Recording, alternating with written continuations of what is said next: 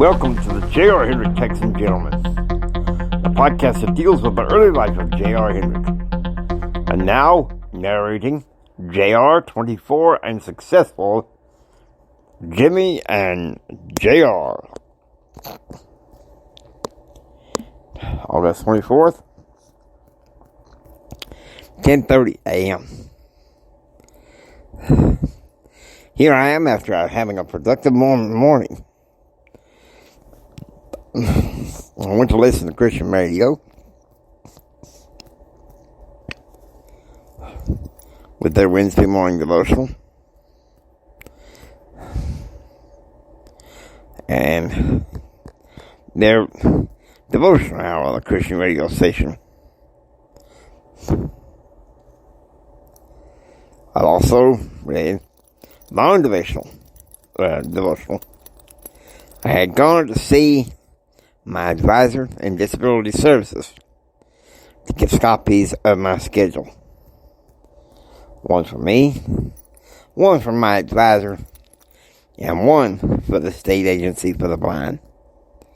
I just sat down in the living room when I got a phone call. It was Dave Smith. Hey man, my father's dropping off my stuff at the dorm. I figured it would be okay if we went out to eat somewhere, Dave Smith said.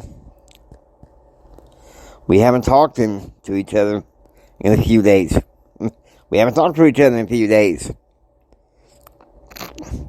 So I wouldn't mind seeing you in a few minutes.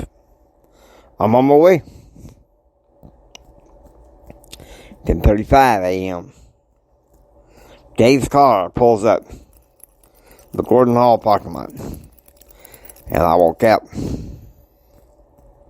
Hey, let's go, I said, get into the car. Good to see you, Dave. I tell you what, man, I can't believe it. When they sent us our room assignments in June, you and Kevin McDonald, I don't mind. I can handle you two. But Charlie Nation? Whoa. The good news is we ain't all in the same school or department. We're not all going to the same classes. You, Kevin, and I will be in the same economics class, but not him.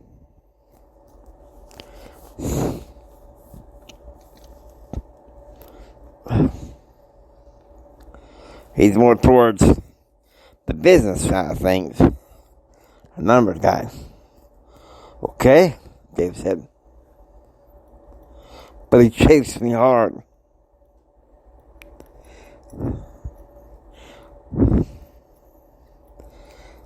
With that, Dave drove to Taco Villa. 11 a.m. Now in the restaurant, Dave and I are battling back and forth. Man, I tell you what. I finally chose a perfect major. Perfect major to go along with general public affairs, political communications, and advocacy. Man, did your father talk you into this? No. Who's too busy chasing his perverted version of manhood? Striking forces with President Clinton. He didn't have the time. Don't take it too hard against your dad.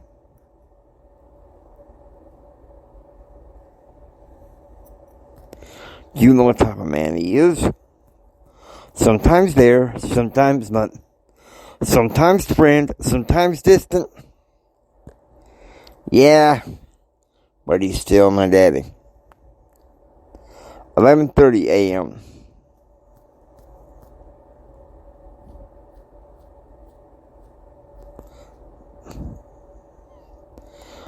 Back in the car, Dave and I talked. Tell you what, this internship, they say it was something else. I said, well, this summer, I had to teach social studies to boys and girls at Maranatha, a Baptist Academy in Big Springs. It was alright. I tell you, in D.C., my internship would have been alright if it weren't for a psychopolitical warfare. Other than that, it would be up to my standards. Psychopolitical warfare.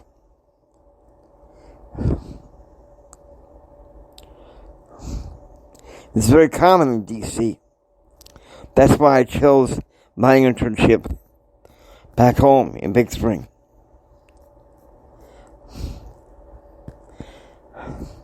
David then decided to drive us back to the Gordon Hall. 12 p.m. So here I am sitting in my dorm room listening to the Andrew House show. He started interviewing my father. And suddenly, Charlie Nation came charging him.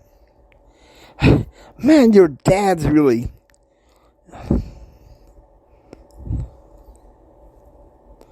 Your dad's really asking for it. He's a crushing hungry... You just brought my Italian blood to a boil, Charlie. Now I'm fighting mad. If you don't want to piss me off any further, you get the hell out of my room. 12:25 p.m. Meanwhile, I'm in Baton Rouge because of the rain. Jim is in a foul mood. And especially when Becky calls him in the bad mood. I tell you what, this will be the last time I answer any calls from Claude for a while. Stick up his butt, Jim said. 1 p.m. So I'm meeting with Dr. Andrew Holland. He seems delighted that I changed my focus to political communications and advocacy. He told me to work hard this year to qualify for my summer 1995 internship with the American Conservative Union. 2 p.m. So there I was at the School of Mass Communications. I go into the main lecture hall to view the classroom. And nobody's there. Still furious at Charlie. I just wanted to stay gone. I found what I thought was my ideal chair. 4th row back. Far right by the stairs. 3 p.m. In Baton Rouge, the sun is shining, and Jim is getting restless. Blake Carter is doing his show prep. Andrew House, Frank, and Bobby decided to join him on a boat ride. 2:25 p.m. Here I was in another lecture hall for Introduction to Public Affairs course. And Friedrich McKay was there doing research. 3 p.m. So I'm sitting there in the living room listening to KJAC FM. Listening to John Smith talk about the Constitution and First Amendment freedom of religion. Suddenly Charlie walks into the living room. My conscience is guilty about what I said. I was listening to Rush Limbaugh. Man, I just wanted to listen to him, to that, not your dad. Well, that was our room, Charlie. You could have started listening to Rush Limbaugh in our room and not upsetting JR. Forget your excuses. Just try to be wary of me from now on. And until we can build a better relationship beyond the damn internship in prep school. 3:30 p.m. At Mary Jane, they had to cut the boat ride short because of the rain. Jim goes into the front lounge and drinks a can of cognac. 4 p.m. Laying down on my bed in my room. I was happy when Uncle Carl walked in. Get your former digs, Junior. Donna and I are taking you to the Harrigan Steakhouse.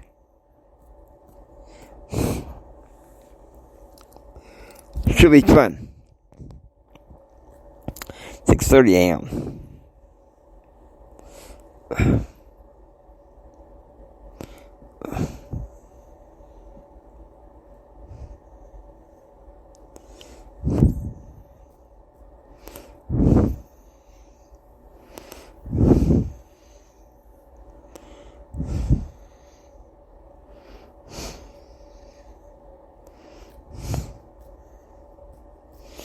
I was enjoying my steak and Dr. Pepper and some chocolate brownies. And Donna made this announcement. Since your daddy's too busy chasing political gains, son. When Uncle Carl made this announcement.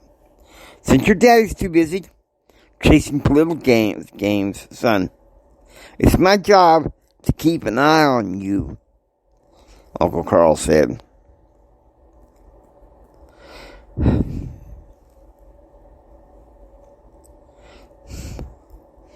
Your daddy fusses over you the wrong way.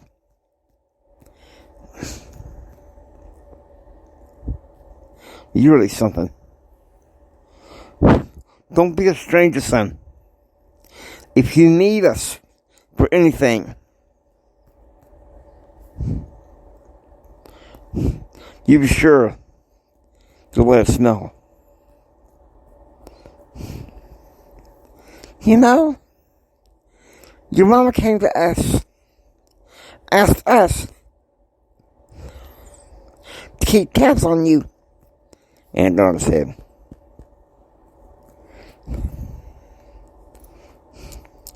your daddy has his face too forward to these political games in D.C. And even though you're interested in politics, you have a good mind and a heart.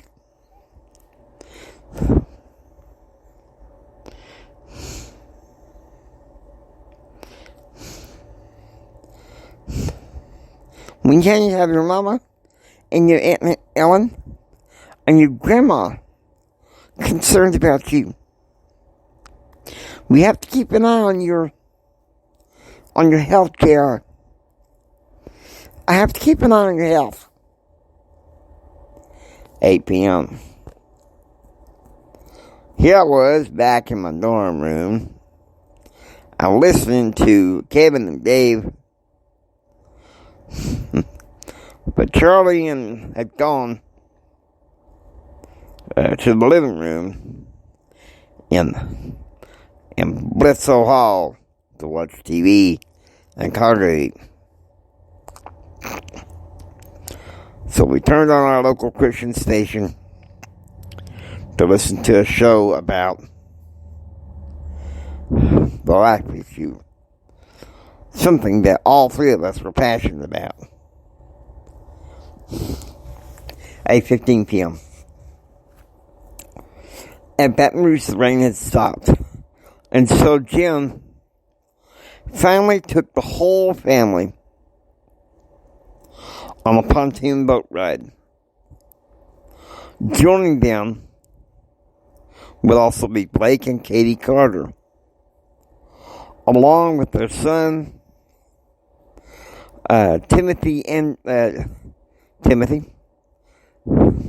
Andrew House had to return back to Washington, D.C. to entertain other guests. 8:40 p.m. The Hendrick party returned to Mary Jane because of some small bits of lightning in the sky. Betsy and Ellen, laying back on the couch watching TV. Jim, Frank, and Dexter sit up in the den talking about the day's events, as well as politics. Tomorrow they would go fishing off the docks at 5 a.m.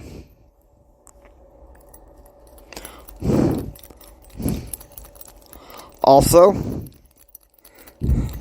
there was to be an 8 a.m. worship service at the Family Worship Center in Baton Rouge, Jimmy Swaggart's church. And due to the insistence of Katie Carter and his best friend Claude, Jim would reluctantly oblige. 1:25 a.m. The thunderstorm had stopped as Jim woke up. So he went and sat outside to smoke a cigarette. 3:35 a.m. At Mary Jane, Jim and Betsy decided to start talking on the front porch. 5:10 a.m. Yep. There I was at the sibling, practicing in a pissy mood because I couldn't get Charlie up for swimming practice. But I managed to run into an ambitious freshman named Brian Martinson. He tells me he's going into public affairs with an eye towards corporate public relations. He told me that he was taking economics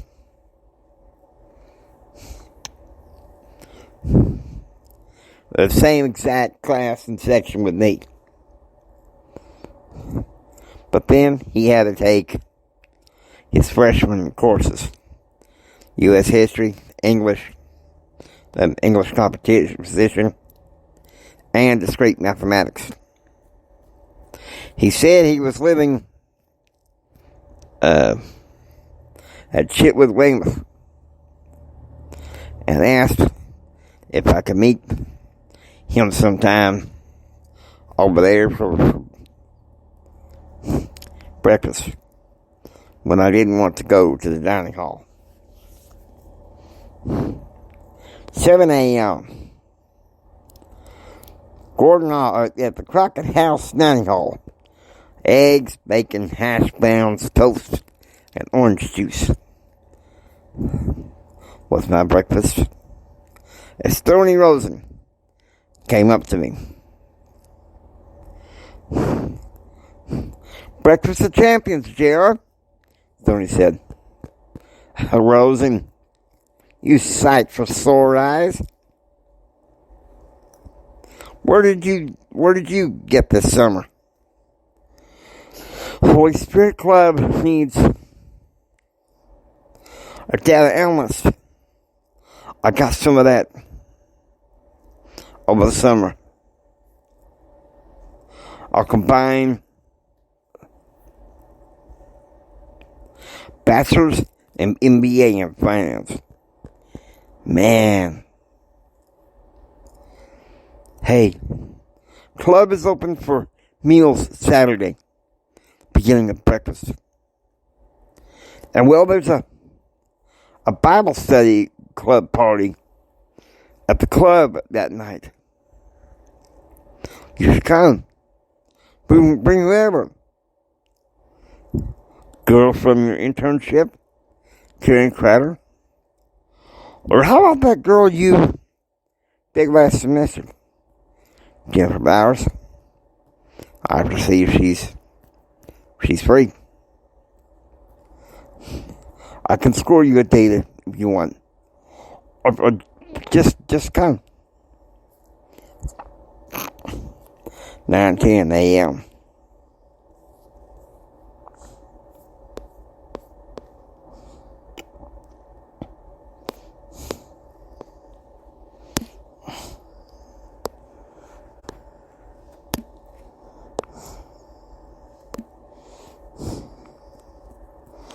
Really. I sat there in the office of Friedrich McKay at the School of Mass Communication. He handed me a blue folder that had Dr. Harlan's syllabus and McKay's guidelines for the weekly fact sheets we had to present. Meanwhile, at Mary Jane, Jim and the rest of the Hendrick party returned home from Family Worship Center.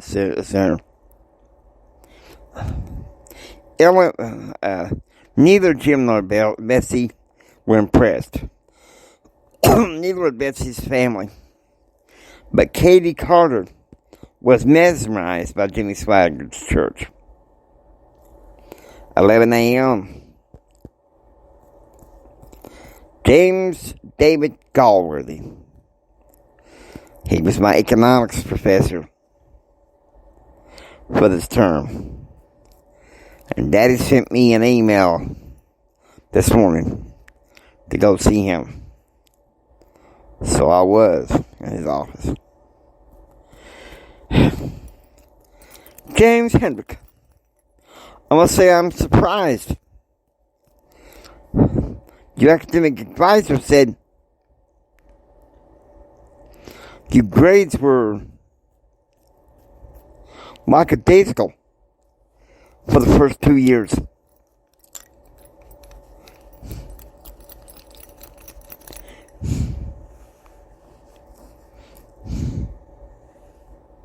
You didn't come here just because of the letter combination, but because you care. I'm not doing this for the rewards, sir. I'm doing this because economics has a requirement in my field. In order to offer words to the full-fledged public affairs specialist, I have to be well versed in economics. And so that's why I'm here. Not here just because of the camaraderie. I just wanted to meet you.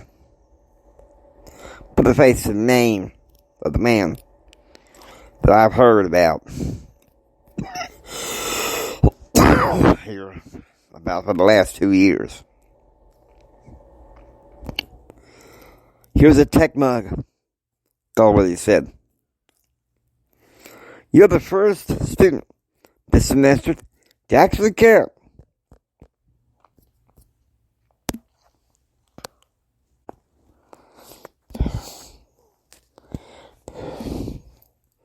$11:30 a.m.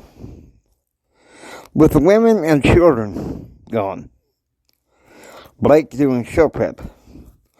Frank and Dexter go get groceries, so Jim called his paramour. 1:05 p.m.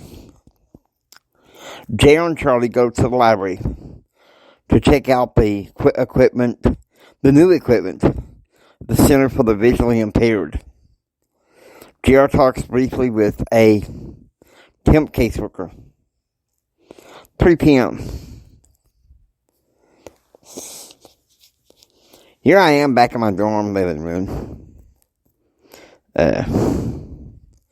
In my own suite. I'm trying to listen to Christian radio when Charlie Nation comes in. You know what?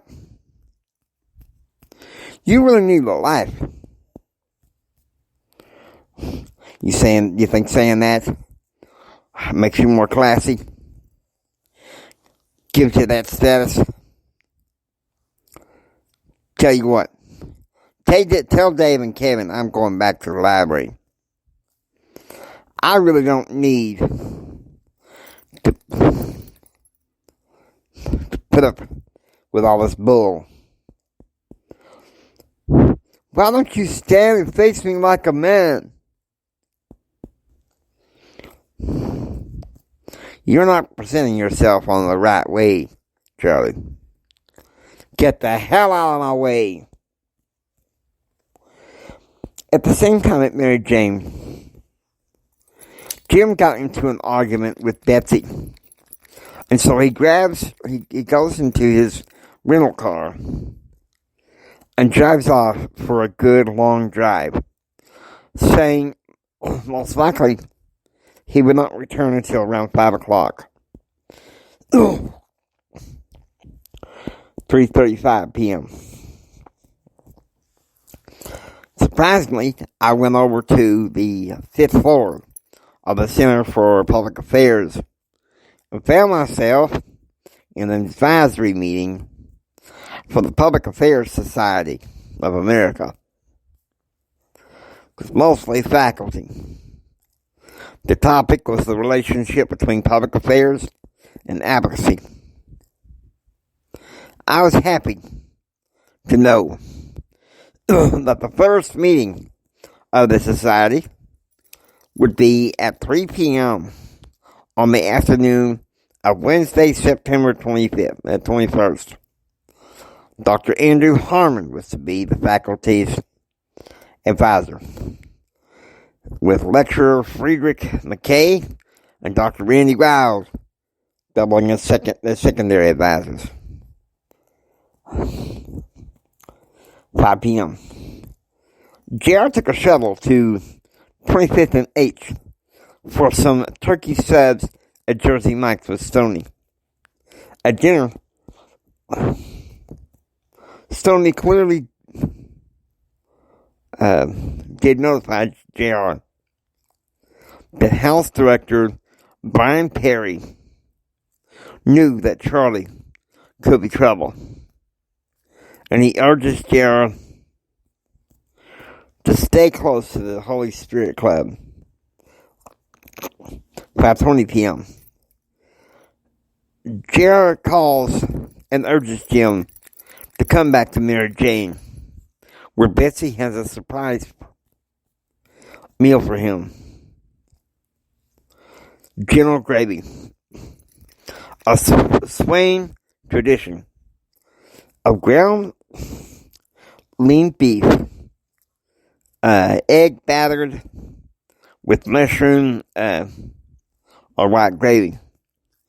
Jim preferred mushroom. For dessert, was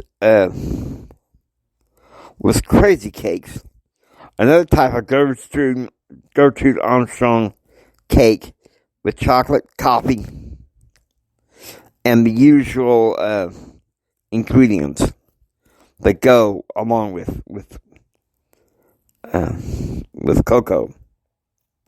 It was a recipe given to Betsy by Jim's Aunt Gail at the wedding. 7:05 p.m. Blake and Timothy, Frank and Micah, Jim and Bobby are on the dock for some net fishing. With a little bit of help of Uncle Dexter in his wheelchair. Betsy is inside the kitchen, starting the cooks on how to make some of the best fish fry, who they would eat when Jim comes home from his quote-unquote business meeting. Betsy knows that all evening Jim has been very angry for Claude not coming to see him. However, he learns that Claude had an accident and sprained his leg. He had to be flown by airplane to Alliance Hospital in Midland. So there it was. At the same time,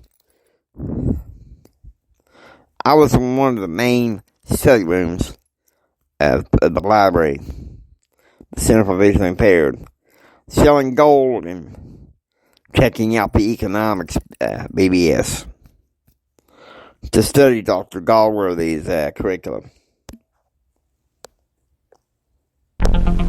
Hope you enjoy listening to JR Hendricks, Texan Gentleman. If you like what you hear, please subscribe and become a part of the adventure. This is the James Hendrick Empowerment Network saying until next time, get ready for the rest of the story. It's going to get a bit more interesting from here.